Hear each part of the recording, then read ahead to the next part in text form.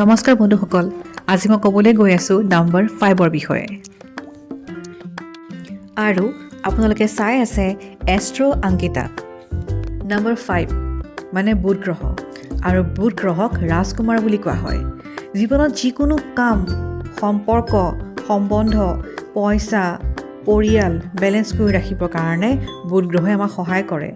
ৰাজকুমাৰ হ'ল বুলি পেলাই বুধ গ্ৰহ চঞ্চল নহয়, তেওঁ বহুত চতুৰ আৰু বুদ্ধিমান হয়। ইয়াৰ লগতে বুধ গ্ৰহ বহুত সাহসী হয় আৰু তেওঁ যিকোনো পৰিস্থিতিৰ সন্মুখীন হ'বলৈ ৰেডি থাকে। নতুন নতুন প্লেন বনাই কাম কৰি এইসকল ব্যক্তিয়ে ভাল পায়। আন মানুহৰ কাৰণে তেওঁ সদায় হেল্পফুল হৈ থাকে, কিন্তু নিজৰ জীৱনত হেল্প কৰিবলৈ যেতিয়া কোনোবা আগবাঢ়ি আহে তেওঁ পিছুৱাই যায়। তেওঁ নিবিচাৰে যেন তেওঁৰ জীৱনত কোনোবাই ইণ্টাৰফেয়াৰ কৰক, বেলেগে সোমাওক বা তেওঁৰ প্ৰব্লেমছবিলাক বুজি পাব চেষ্টা কৰক। সুন্দৰ প্ৰভাৱশালী ব্যক্তিত্বৰ অধিকাৰী হোৱাৰ বাবে এইসকল ব্যক্তি সদায় চেণ্টাৰ অফ এট্ৰেকশ্যন হৈ পৰে। এওঁলোকৰ শুভ ৰং বগা, খাকী কালাৰ আৰু যিকোনো পাতল ৰং তেওঁলোকৰ কাৰণে বিৰাটেই ভাল, আৰু সেউজীয়া ৰংটো তেওঁলোকৰ লাকি কালাৰ বুলি জনা যায়।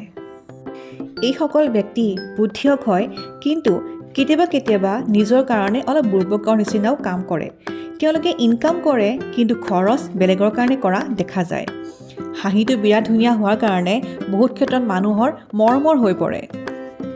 এইসকল ব্যক্তিয়ে মুখত এনি টাইম দুখ হ'লেও, খং উঠিলেও, নিৰাশ হ'লেও এটা হাঁহি লৈ থাকে। সেইসকল ব্যক্তিৰ বহুত ভাল বুলি লগে লগে গম পোৱা যায়। আৰু যিসকল ব্যক্তিৰ বয়সতকৈ মুখখন সৰু ল'ৰা ছোৱালীৰ নিচিনা হৈ থাকে, মৰম লগা হৈ থাকে, সেইসকল ব্যক্তিৰো বহুত ষ্ট্ৰং বুলি লগে লগে গম পোৱা যায়। সূৰ্যৰ ওচৰত থকা কাৰণে বুধ গ্ৰহৰ দুটা পাৰ্ট দেখা পোৱা যায়। এটা পাৰ্ট য'ত সূৰ্যৰ পোহৰ পৰি থাকে আৰু সকলো ধুনীয়া ধুনীয়া হৈ থাকে, সুন্দৰ হৈ থাকে। কিন্তু এটা পাৰ্ট এনেকুৱাও থাকে য'ত সূৰ্যৰ পোহৰ নপৰে, মানে আন্ধাৰ হৈ থাকে। সেয়েহে প্ৰায় দেখা যায় যে এইবিলাক ব্যক্তি, যদি আমি চিধাকৈ কওঁ, দুমুখীয়া হয়, দুমুখীয়া হ'বলৈ বাধ্য হয়। এওঁলোকে এই সাংসাৰিক পৰিস্থিতিৰ পৰা অলপ দূৰত থাকিব বিচাৰে, কিন্তু যিহেতু সংসাৰ জন্ম লৈছে, সেয়েহে সংসাৰ কৰিবলৈ গৈ তেওঁলোক বিপদত পৰে। এইসকল ব্যক্তিয়ে সদায় এটা জয়ফুল এনভাইৰনমেণ্ট বিচাৰে। এনেকুৱা এটা এনভাইৰনমেণ্ট য'ত সকলো ব্যক্তিয়ে হাঁহি ফূৰ্তিত আৰু মুখত স্মাইল লৈ থাকে, কোনো যেন অশান্তি, হাই কাজিয়া আহি নপৰে। কিন্তু যদি এওঁলোকক এটা এনেকুৱা এনভাইৰনমেণ্ট দিয়া যায় য'ত সকলো দুখত আছে, কাজিয়া পেচাল হৈ আছে, হাই কাজিয়া হৈ আছে, অশান্তি হৈ আছে, এওঁলোকৰ মনটো বেয়া হৈ যায় আৰু তেওঁলোকে নিজৰ মনে বিচৰা কামখিনি কৰিবলৈ ব্যৰ্থ হয়। আৰু প্ৰায় দেখা গৈছে যে যিমানেই আপোন নহওক কিয়, যিমানে বন্ধুত্ব নাথাকক কিয়, তেনেকুৱা ব্যক্তিৰ পৰা এইসকল ব্যক্তি আঁতৰি চলে। তেওঁলোকক নিজৰ লাইফৰ পৰা, জীৱনৰ পৰা আঁতৰাই পঠিয়ায়। ইয়াৰ মাজতে মই আৰু এটা কথা ক'ব বিচাৰিছোঁ, যিসকল ব্যক্তিৰ কুষ্ঠিখনত বা কুণ্ডলীখনত বুধ আদিত্য যোগ থাকে, মানে সূৰ্য আৰু বুধ একেলগে থাকে, সূৰ্য মানে আদিত্য, বুধটোক বুধে বুলি কোৱা হয়, বুধ আদিত্য যোগ থাকে, সেইসকল ব্যক্তি বহুত ক্ৰিয়েটিভ হয়। তেওঁলোকে নাচ, গান, ড্ৰয়িং, আৰ্ট এইবিলাক কামত বহুত আগ্ৰহ হয়।